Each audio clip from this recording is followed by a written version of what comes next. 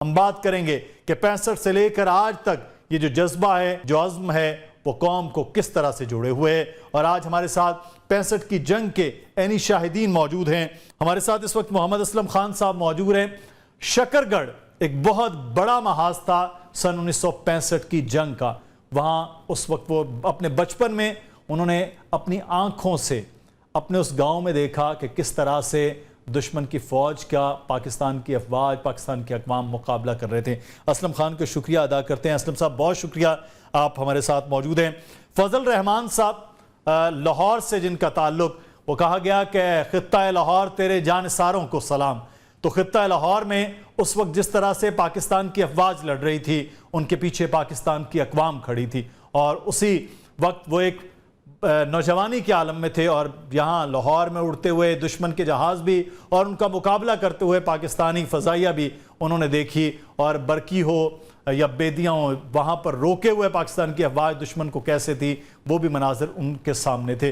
तो फजल रहमान साहब का शुक्रिया अदा करते हैं, उन्होंने भी आज हमें वक्त दिया है। और पाकिस्तान की अफवाज के एक बहादुर सपूत हमारे साथ मौजूद हैं, ब्रिगेडियर राशिद वली साहब, जिन्होंने सर्व किया है पाकिस्तान की फ़ौज में, जो कि 65 और 71 से बहुत बाद में, लेकिन फ़ौजी के लिए हर दिन जो है वो जंग का दिन होता है और हर लम्हा उसकी शहादत या गाजी बनने का होता है। ब्रिगेडियर साहब, आपका भी बहुत शुक्रिया, आज बहुत ख़ास दिन है। ये नाज़रीन, हमेशा ये कहा जाता है कि ये पाकिस्तान की अफवाज का दिन है, मैं नहीं कहता हूँ, ये पाकिस्तान का दिन है, क्योंकि कहा जाता है दिफाए पाकिस्तान। सबसे पहले मैं फजल रहमान साहब आपसे आगाज़ करूँगा। लाहौर को बहुत बड़ा महाज था, मेजर भट्टी भी यहाँ, मेजर शफकत बलोच भी यहाँ, उन्होंने रोके रखा और पूरी लाहौर पीछे खड़ा हुआ था। उस वक्त क्या मंजर था जब 1965 की ये जंग थी और लग रहा था कि वो तो कह रहे थे हम जिमखाना में आके नाश्ते करेंगे, लाहौर पे कब्जे करेंगे, तो लाहौरियों का क्या जज्बा था? लाहौरियों के जज्बात ऐसे थे, एंजॉय कर रहे थे। अच्छा, जंग को भी एंजॉय कर रहे थे। वो इस तरह जंग को इजी ले रहे थे। हम खुद 4 आदमी थे, लड़के थे लाहौर से। हमने जब जिस वक्त जंग शुरू हुई है ना, 1:30-2 बजे। कितनी उम्र थी आपकी उस वक्त? तकरीबन 16 की है, 16 साल। 16 साल, अच्छा नौजवान आप तो थे जी। तो उस वक्त असं सैकड़ा दे उत्ते ना 4 बंदे लाहौर उतों निकले अपना बदामी बाग तो बंद रोड के उत्ते होंदे जामते जा रहे हैं असी।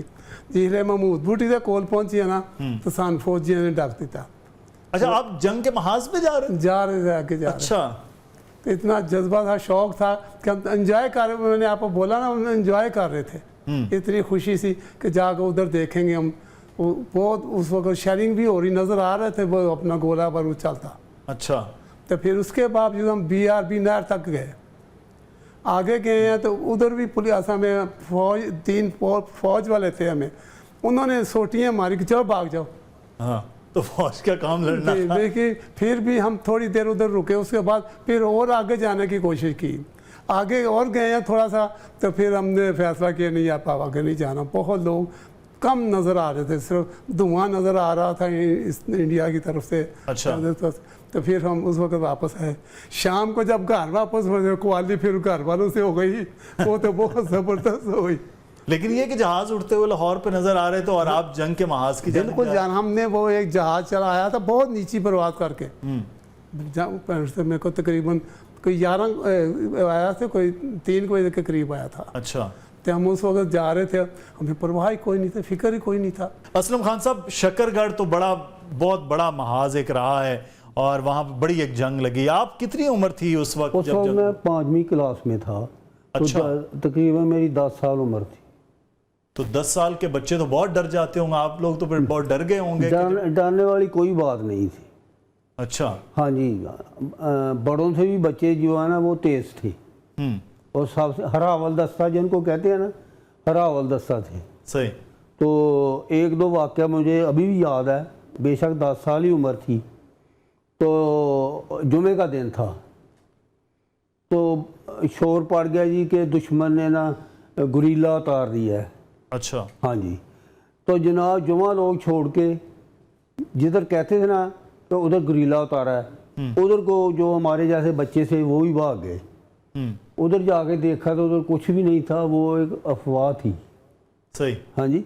तो आपके गांव में गोला बारूद चल रहा था, फौज थी उधर करीब? हम तकरीबन 9-10 किलोमीटर के फासले पर हैं। अच्छा, बॉर्डर के बिल्कुल पास ही। हाँ जी, हाँ जी। सही।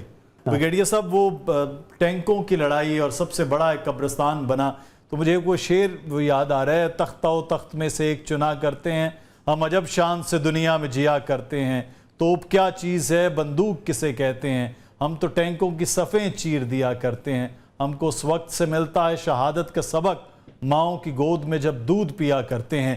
ये जज्बा जो है वो 65 हो, 48 हो या आज का 2024 हो, आज भी हम बलूचिस्तान हो या KPK के मुख्तलिफ इलाके हों, वहाँ पर भी, और हमारा मशरकी बॉर्डर पर लाइन ऑफ कंट्रोल पर खड़े हुए अफवाज पाकिस्तान, ये जज्बा कैसे है कि इतनी बड़ी ताकतवर फौज हो, उसका मुकाबला करने के लिए वो टैंकों को भी चीर दें और उसका मुकाबला करते हुए आज कामयाब व कामरान भी हों? देखें, जज्बा फोर्स मल्टीप्लायर होता है, ये वो महमेज का किरदार अदा करता है आपकी सलाहियतों के लिए। और जब कौम फौज के पीछे सीसा फैलाई हुई दीवार बन के खड़ी हो, तो उस कौम को और उस फौज को कोई शिकस्त नहीं दे सकता। और ये अमली तफसीर हमने देखी, ये चविंडा के महाज अभी ये बुजुर्ग बात कर रहे थे, और आप यकीन करें कि जब वो 7 सितंबर को और 8 सितंबर को हालात बड़े मखदूश थे, क्योंकि नारोवाल की साइड पे एक फॉल्स अलार्म क्रिएट हुआ था कि वहां से हमला आ रहा है जी। और 24 ब्रिगेड और स्कैब आर्मर उधर मूव कर गए, तो वर्चुअली ये जो सियालकोट का ईस्ट वाला महाज था ये खाली हो गया और सिर्फ इन्फेंट्री यूनिट्स थी हमारी वहां पे, और उसके मुकाबिल उनका वो बदमस्त हाथी की तरह 1 आर्मर्ड डिवीजन जिसकी कमांड मेजर जनरल राजेंद्र, जिनको तखल्लुस उनका पैरो था, तो वो पूरा टैंक डिवीजन साथ उसके इन्फेंट्री डिवीजन, तो वो अनअपोज्ड आ रहे थे और उन 3 एक्सेस पे आ रहे थे, चारवा, बडियाना और चविंडा। सही। और उनका एम ये था कि ये Marala Ravi link canal cross करके GT रोड को कट करें और बड़ी ही एक जो मुश्किल सिचुएशन से हम दो चार हो जाते अगर वो उसमें कामयाब हो जाते। तो हुआ यूं कि एन उस वक्त जब ये 13 FF RNS और हमारी 9 FF उसकी कुछ सिचुएशन थोड़ी डिफिकल्ट हुई और दुश्मन के टैंक आगे बढ़ने शुरू हुए 3 एक्सेस पे, तो वहाँ पे 4 जेट नमूदार हुए जो पाकिस्तान एयरफोर्स के जी। और वो अल्लाह की जैसे नुसरत होती है ना, उस तरीके से उन्होंने ताक ताक के निशाने लगाए और दुश्मन के टैंक वो भाग के ये जो कच्चे घर होते हैं उसमें जाके छुप गए। वो स्कैटर हुए। इससे बड़ा वैल्यूबल 1 घंटा मिला और जिसका फायदा उठाते हुए 25 कैवलरी का एक स्क्वाड्रन वापस आ गया और ये ब्रेवो स्क्वाड्रन था। बड़ा अफसानवी किस्म का ये स्क्वाड्रन है, 25 कैवलरी जिनको मैन ऑफ स्टील का तखल्लुस मिला। तो ये 14 टैंक मुड़े और इन 14 टैंकों ने पूरे आर्मर्ड डिवीजन का मुकाबला किया और उनको इस तरीके से टैकल किया कि उनकी कैजुअल्टीज हुई और रिपीटेड अटैक्स के बावजूद वो वहां से आगे नहीं बढ़ सके।